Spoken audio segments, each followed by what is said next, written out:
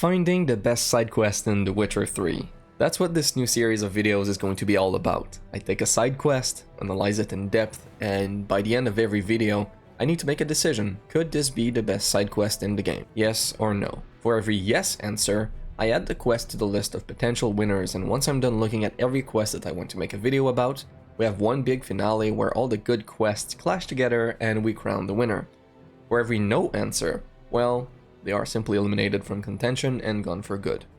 I would love to get you guys involved in the final video somehow, but I need to think about how that will work, so more info on that soon. Before I start looking at a Towerful of Mice, I want to quickly mention that this series is a result of the recent poll in the community tab where I asked you all what kind of videos you'd be more interested in. As you can see on the screen right now, well, doing an in-depth analysis of a quest won by a very large margin. So this series is trying to go in that direction, but still with a little spin to make it a bit more exciting. Oh, and one last thing. This format is completely inspired by Seer on YouTube, and there will be a link in the description to his YouTube channel. Now, a Towerful of Mice. The quest took place in Velen. It all started with Karametz telling us about a cursed isle apparently haunted by wraiths. The wraiths were supposedly killing everyone who dared visit the isle. The details of the curse at that point were unknown. All Kira knew was that some peasants went there asking for food only to never return. Kira wanted Geralt to talk with the spirits of the isle thanks to a lamp that she gave to him in hopes that they would reveal more about the curse. How's the lamp actually work? I mean, do I just rub it, or do I have to do something? She also gave Geralt a Xenovox, a device they could use to communicate together despite the distance between them. You'd think that, thanks to magic, she would have been able to make a decent communication device, maybe something similar to a phone at the very least. But no, it was like 10 times worse than that. It worked only one way, meaning only Kira could initiate the conversation, not Geralt. Also, turns out it worked pretty poorly. Geralt? Are you on the Isle yet? Does the Xenovox work? Can you hear me? What? I can't hear. Great, broke already. Sheesh. As you can see, the introduction to the quest was rather simple. We don't learn much about the situation. It's pretty vague, but I mean, I'm willing to go explore Fyke Isle and talk with spirits. I mean, it still sounds kind of intriguing. When Geralt finally arrived at the Isle, it was just full of necrophages everywhere. There were rot fiends, ghouls, drowners, a water hag, you know, the whole package. This quest is pretty early in the game, and while none of the encounters were mind-blowing, at the very least it was nice to encounter some variety. After a short walk, Geralt then arrived at the tower. It was honestly a pretty sinister location. It was very obvious, just by the way it looked, that something went wrong there. As a quick side note, exploration was very well rewarded, especially for early in the game, with loot hidden everywhere and spirits that we could talk with in various locations, and someone rushing through the quest would definitely simply miss them. In the tower, there were also rats everywhere, but I guess we'll talk about that a bit more later.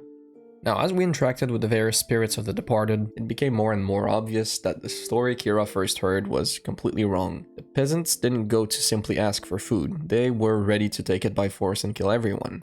He's not the end of it. Sons can suffer for it, and the daughter. To the top!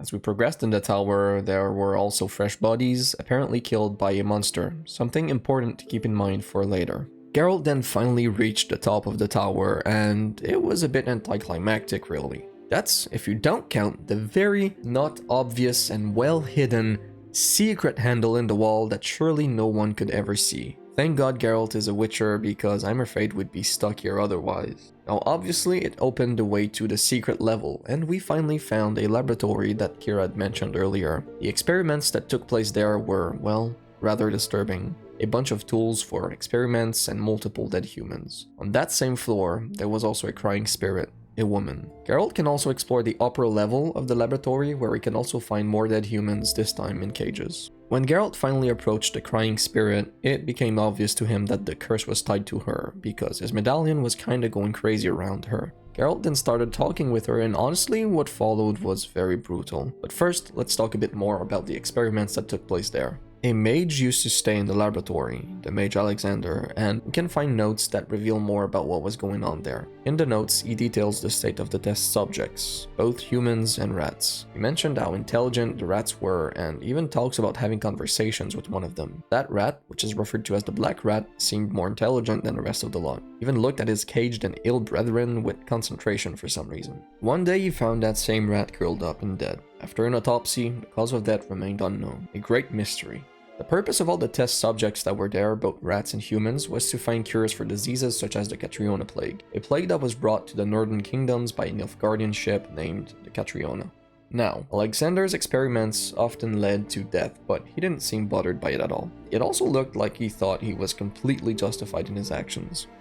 Right after learning more about the experiments, Geralt finally talked with the crying spirit in the room, her name, Annabelle. She was the daughter of the owner of the tower and former resident of Crow's Perch, Serad. One day, the peasants we talked about earlier finally arrived to the tower to kill and steal. The attackers thought tower people were living in wealth when in fact they were pretty much poor as well. The mage Alexander gave Annabelle an unknown potion. She was only to use it in last resort. Amongst the intruders, there was also Graham, a poor fisherman. He was in love with Annabelle. Annabelle's father did not like the idea of her being with a poor man, so Graham helped in the invasion of the tower, thinking they would only steal and that he could maybe leave and go far away with Annabelle after. They lied to Graham and started killing everyone. When they got to Annabelle, they tried to rape her. She then drank the potion. All she remembered about it is that she feared to drink the potion. Then everything became black. Graham thought she was dead and had to leave her behind. Moments later, Annabelle woke up. Turns out it was a strong sleeping potion. When she woke up, the effect had not completely faded. She was still paralyzed, but very well aware of what was going on around her. She could see rats, dozens, hundreds. She could start feeling them rip open her skin, then crawl in her stomach. They completely tore her body apart, and she couldn't do anything, not even scream. Have I not suffered enough? Why can't I leave this place? As their discussion continued, unfortunately there started being some signs that Annabelle's spirit might be dangerous. She refused to say the truth about the death of some people in the tower who were killed by a monster, and she also kind of messed up because she said she was stuck in the tower and couldn't go out, and then also said that each night she would walk to the island's shore to gaze upon the village, so clearly something didn't add up. Geralt then came to the conclusion that the curse might be broken if she could forgive Graham. After all, she thought he left her behind, so she was angry. She claimed to be ready to forgive him, but only if Geralt would bring her bones to Graham to be buried. Geralt now had to make a decision, accept or deny her request. If he accepted, Geralt met with Graham, talked with him, and it was pretty heartbreaking seeing him realize that she was not dead, realizing that he could have saved her. Ultimately, the discussion led to Graham taking the bones and Geralt leaving. After walking a couple of meters, Geralt heard Graham scream. Annabelle had appeared, and turns out she was actually a plague maiden, a Pesta. She killed Graham. Graham's death led to the curse being lifted, but now the Pesta was free and could roam the world. Rats ate her alive. You mean she was alive the whole time? But can't be. She was cold all through like a corpse. I shook her, begged her, open your eyes. I never thought... Now, if Geralt denied Annabelle's request to take her bones to Graham, he fights the powerful Wraith, who once again revealed herself as a plague maiden. After some time, the Wraith left, and Geralt chased her. Once they made their way outside the tower, Geralt finally fought with her again, but in the end, the Pesta left again, and Geralt realized he needed to get Graham here. The discussion with Graham played out very similarly, but this time, fully aware of the risks involved, the discussion ended with Graham deciding to willingly go there to attempt to free Annabelle. After making it to the tower with Graham and a short discussion between the two lovers that clearly demonstrated the rage Annabelle still had towards her lover, It's me, Annabelle. The one you abandoned, remember? Graham then risked his life for their ultimate and final kiss. Right before their lips made contact, Annabelle turned in what looked like her human form, and while kissing, Graham got visibly hurt, he fell on the ground, and he was dead. Annabelle then vanished, the curse was lifted, and as Geralt said, Graham and Annabelle were finally reunited. With the sunset and music playing after all that had happened, there was truly a bittersweet feeling, and it was almost as if their reunion was lighting up the sky as they were traveling to the other side together. I don't know if the sunset is intended to happen after the quest or if it was simply a coincidence, but I enjoyed it and I hope it was intended, because god, what a moment.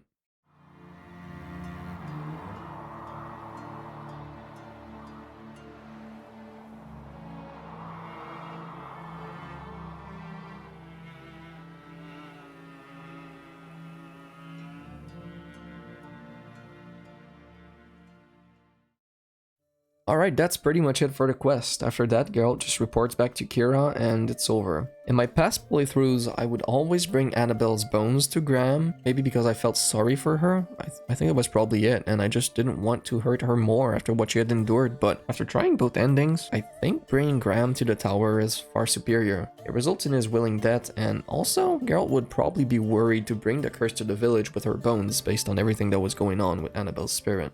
Overall, it's a heartbreaking side quest, and it's one that will leave almost everyone feeling strong emotions. When you pair that with the intrigue of the experiments and the Mage Alexander, for a side quest, it is simply amazing and has a lot of depth. It could easily be a main quest, and it feels like it was treated as such. You can feel the passion and the will to make this a memorable experience. Also, I'm almost certain that the song that plays after they kiss is unique to this quest, which is simply amazing. Well, it's a modified version of an existing theme, but yeah, it's a banger and I just added it to my playlist right away, so nice.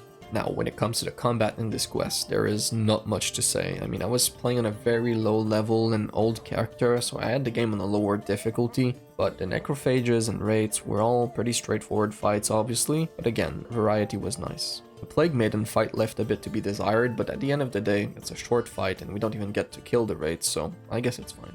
One thing is sure, this quest won't be memorable because of its combat, but it's completely fine like that. Now, to talk a little bit more about the location, I loved it. There was something very intriguing about being in this huge tower in the middle of nowhere where so many people perished. Yeah, I just loved it. The pacing was also very good throughout the entirety of the quest. If you got bored while doing this, I mean, you are a weird person. It all just flowed very well from the second we jumped on a boat to make our way to Fyke Isle, all the way until Geralt left the tower for the last time. Before ending, I also want to mention another detail that caught my eye while playing the quest. So, in the tower, as long as the curse is still active, everything that is on fire, for example torches, well, they're all kinda green, but as soon as you finish the quest and that the curse is lifted, they go back to a normal color. Sure, it's a minor thing, but it's one of those things that just help make it feel like a living place, and I like it. Now, for the big moment, the decision. Could this quest be the best side quest in the entirety of The Witcher 3? Turns out the decision is quite easy for the first one. A Towerful of Mice could definitely be the best side quest, so it will be added to the list of potential contenders included in the final video. Thank you all so much for making it to the end, and I really hope you enjoyed this one because I had a lot of fun making it. Tell me in the comments section if there is a quest that you'd like to see included in this series, because if I see certain quests mentioned often, they'll definitely be included. Now, if everything goes according to plans, the next video in this series, which I don't know when it'll be coming out, will be about a certain quest that reunites us with an old acquaintance from Witcher 2. Alright, make sure to subscribe if you don't want to miss the next one, and if you enjoyed this new format, make sure to like the video. Thank you all again so much for watching, and I'll see you all soon in a new video. Bye bye.